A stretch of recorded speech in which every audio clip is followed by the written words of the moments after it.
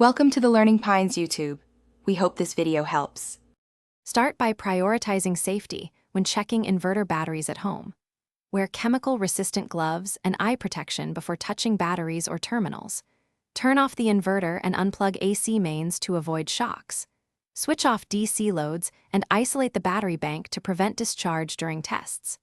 Note battery nominal voltage on the label as 12V, 24V, or 48V, and ensure your multimeter is set accordingly. Work in a ventilated area to avoid hydrogen buildup near cells.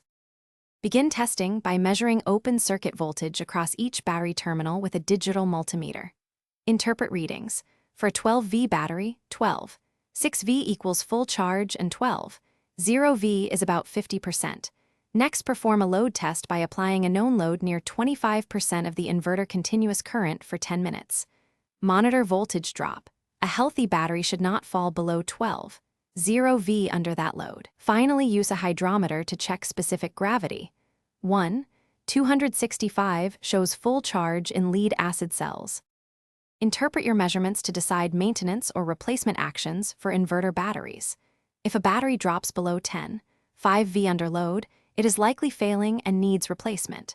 Hydrometer readings below 120 in any cell also indicate deep discharge or failure. If flooded lead-acid batteries show specific gravity variation greater than 0.050 between cells, perform an equalization charge at 14.4V following manufacturer guidance. Keep terminals clean, tighten connectors.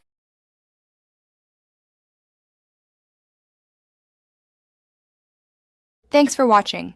Consider subscribing if we helped you.